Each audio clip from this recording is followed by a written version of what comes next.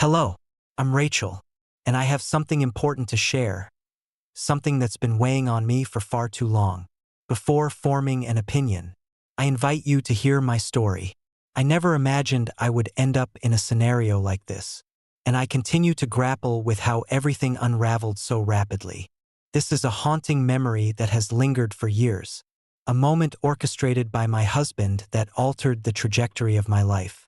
The journey began several years ago. My husband John and I have been happily married for nearly a decade. Like many couples, we experienced our share of highs and lows, but I never saw this coming. John was a devoted man, yet as time passed, a shift occurred. He grew more distant, increasingly controlling, and noticeably less affectionate. I attempted to brush it off, convincing myself it was merely the pressure from work. Yet deep within, I recognized that something was amiss. One evening, John returned home from work radiating an unusual energy. He appeared remarkably cheerful, yet there was an almost disquieting quality in the way he gazed at me. We enjoyed our dinner as we always do, and just as I was getting ready to clear the dishes, he invited me to take a seat. His tone was grave, prompting my compliance as my heart began to race. Realizing that this conversation was far from ordinary, he began, his gaze drifting away from me, lost in thought. "I have something important to share with you." I nodded, anticipating his next words. But what came next took me by surprise. He expressed a desire to invigorate our relationship, sharing that he had been feeling a sense of monotony and believed it was the perfect moment for us to explore new experiences together. Initially, I assumed he was suggesting a romantic escape or perhaps some therapy to reignite the passion. However, what he proposed was quite the opposite. "I've set up a meeting for us with two gentlemen," he stated plainly. "They're coming over this weekend." I gazed at him, completely puzzled by his intentions. I couldn't tell if he was playing around or if this was some twisted challenge. But his face was utterly grave. A knot formed in my stomach, and a surge of nausea swept through me. "What are you referring to with two men?" I inquired, my voice scarcely above a whisper. He said it nonchalantly, as if it were perfectly ordinary. "They're friends of mine. We're set to enjoy an unforgettable night together." Alongside them, I was left utterly speechless. My hands shook as I struggled to grasp his words. This was not my husband. This was not the person I had promised to share my life with. He spoke of inviting two strangers into our home, into our marriage, as if it were a trivial matter. The mere thought of it turned my stomach. Yet, beyond that, a sense of betrayal washed over me. How could he possibly propose something like this? "John, have you lost your senses?" At last, I found the words, my voice trembling with a blend of disbelief and fury. "This does not represent who we are. What could possibly motivate you to—" Just as I was about to wrap up, he interrupted me. "Rachel, this is happening," he declared, his tone cutting through the air. "It's essential to grasp this concept. I desire it, a necessity we require." I was in disbelief at what I was hearing. I cared for John deeply, yet I found it hard to grasp why he was urging me toward something so humiliating. A moment that threatened to dismantle everything we had created together. I firmly stated that I would not proceed with it. I believed that would mark the conclusion, that he would finally realize the truth and abandon the notion. I was mistaken. In the days that followed, John became increasingly withdrawn. He barely engaged with me unless the conversation revolved around the plan. He began arriving home late, and when I inquired about his whereabouts, he provided ambiguous responses. The atmosphere shifted, transforming our once vibrant home into a space heavy with unspoken words and a stifling quiet that overshadowed the love we once shared. I experienced a sense of entrapment, isolation, and bewilderment. How did our marriage end up like this? As Friday approached, a heavy sense of dread took root in my chest. John firmly maintained that the meeting would take place, regardless of my objections. I thought about gathering my belongings and stepping out for good. However, I chose not to, despite my reluctance to acknowledge it. A part of me clung to the image of the man I believed I understood, wishing this is merely a passing phase. There's an opportunity for us to collaborate on this. I wasn't prepared to let go of the life we built together. Yet, I found myself unable to endure the idea of following through with his plan. Saturday evening came all too fast. The men, who claimed to be John's friends, showed up right on time at 8 p.m. I sat on the couch, my hands tightly clasped in my lap, fighting to keep the tears at bay.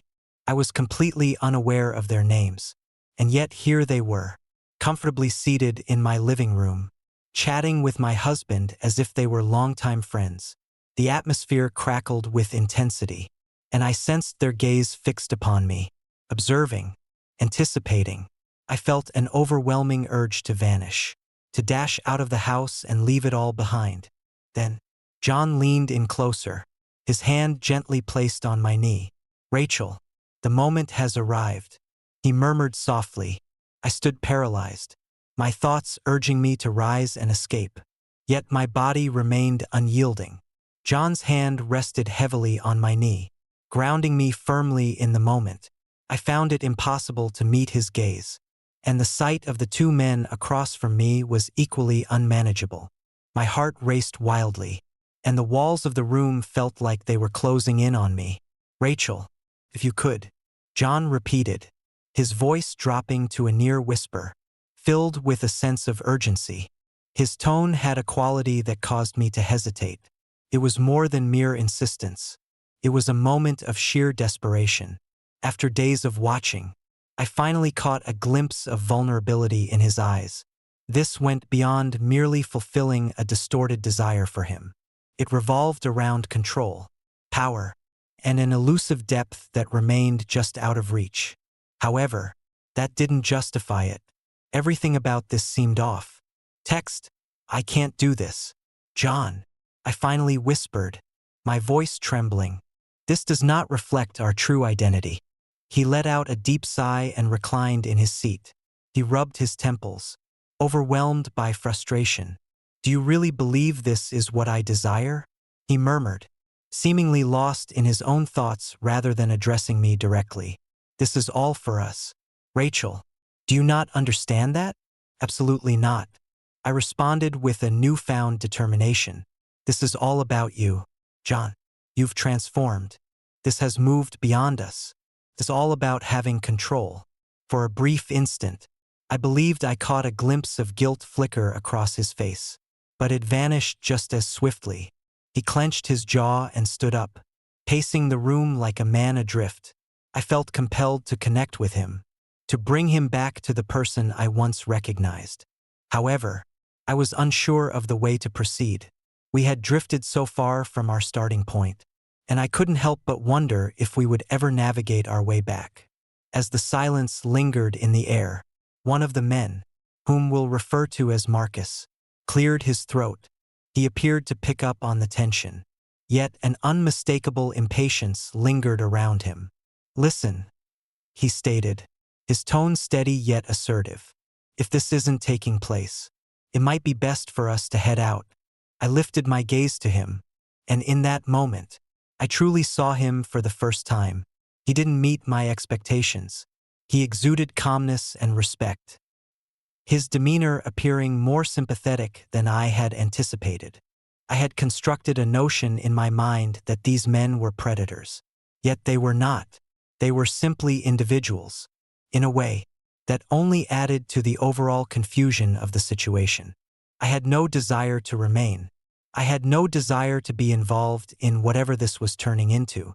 Yet, the burden of it all, the years spent with John, the love we once knew, the lingering hope that perhaps things could return to how they were, held me in place. I was at a loss for what to do next. I found myself ensnared, overwhelmed by the weight of my own uncertainty. John then spoke, his voice calm yet determined. "Rachel, if you walk away, it's over for us." The words struck me with the force of a gut punch. I stared at him, struggling to wrap my mind around his words. He had set a clear boundary, and I was faced with the decision of which side to align myself with. Tears threatened to spill from my eyes, yet I held them at bay. determined not to let him witness my vulnerability. "I've given you everything," he continued, his voice unwavering yet frigid. "I have cared for you, supported you, and all I seek in return is this one simple thing." I rose to my feet, my legs trembling yet resolute. "Text, this isn't love, John," I murmured, my voice barely rising above a whisper. "This is a form of manipulation." His eyes burned with fury, yet I felt indifferent. I was unable to accomplish this. "This is not something I would pursue." I faced the door, bracing myself for the inevitable shout, the forceful grip, the desperate attempt to hold me back. However, he did not. I caught him muttering under his breath, something along the lines of, "You'll regret this." Perhaps I would. Perhaps departing was an error. In that instant, I realized it was time to step away. I refused to let John, or anyone else, push me into a situation that didn't sit well with me. Stepping outside, the cool evening air brushed against my face, stirring a peculiar blend of relief and heartbreak within me. With each step, my legs propelled me down the street, while my thoughts raced ahead. Where should I head to? What should I do? All I felt was an overwhelming sense of betrayal and an aching loss, with no answers in sight. After what seemed like an eternity of wandering, I finally stood before the familiar facade of my best friend Sarah's house. I rapped on the door, hoping she was inside. As she opened the door and caught sight of my tear-streaked face, no questions were asked. She enveloped me in a warm embrace and guided me indoors. In the days that followed, I remained with Sarah, working to make sense of all that had transpired. I experienced a profound emptiness, as if a piece of my very being had been ripped away. I felt a pang of longing for John, yet deep down, I understood that returning wasn't an option. The harm was irreversible, and the shattered pieces could never be mended.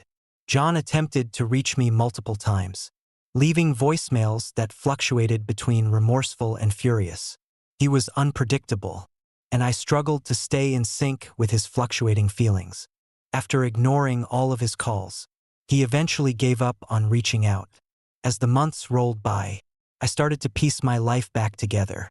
Step by step, I initiated the divorce process, fully aware that our marriage had reached a point of no return. Making that decision was the toughest challenge I had ever faced, yet ultimately proved to be the right choice.